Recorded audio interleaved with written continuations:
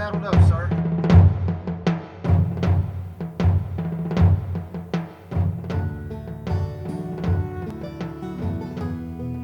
Grandpa, was Captain Thurmond a good guy or a bad guy? Well, sweetie, that depends on who you ask. You see, this was a war between the states, kind of like an argument between people in the same family. Only this family was the whole United States. So there were no bad guys? Let's just say that the bad guys were the ones that were shooting at you, no matter which side they were on. But rest assured, our Captain PJ, he was a good guy.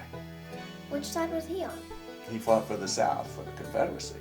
So West Virginia was for the South? Well, not exactly. Come sit down. You see, before the war, there was no West Virginia. This was all Virginia. The war actually caused the state to split in two. And then, by the time the war was over, there were as many West Virginians fighting for the North as for the South. So that's what they mean by brother against brother? Exactly. And West Virginia was a place where this was especially true. Did Captain PJ have any brothers? Yep, he sure did, a bunch of them.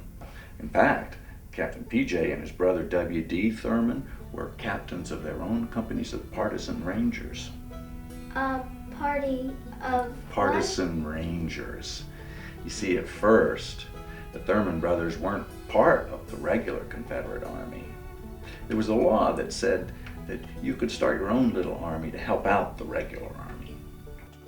So what were the Partisan Rangers doing in Winfield?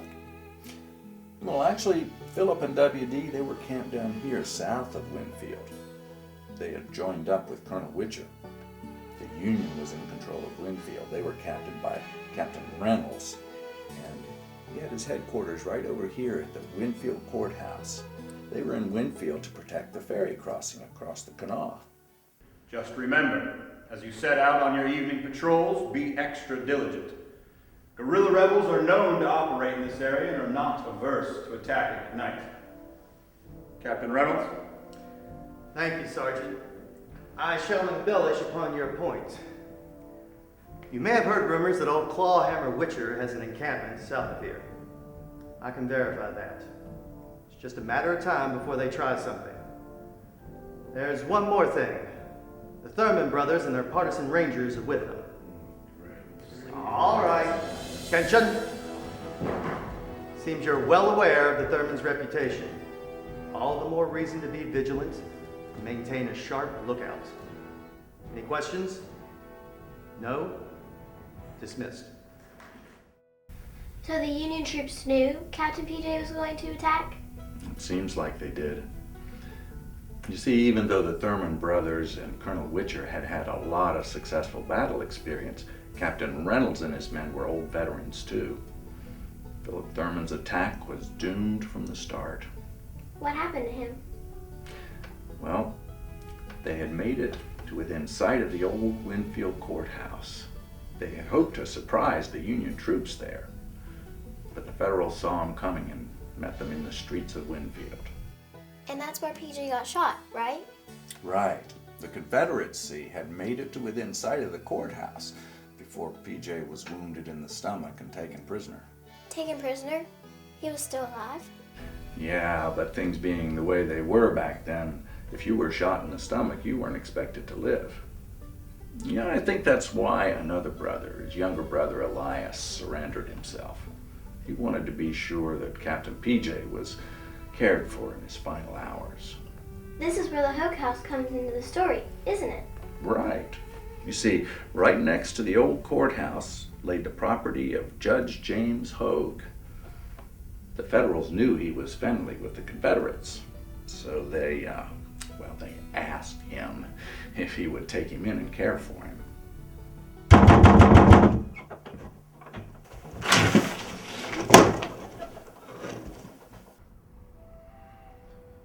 You're his brother, right? Yes, sir. I gotta tell you, son, it doesn't look good. Try and talk to him. PJ? Phillip? You alive? Captain Thurmond. Lies.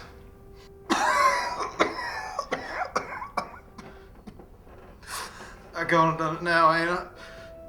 You'll be all right. I know it. Tell him, sir.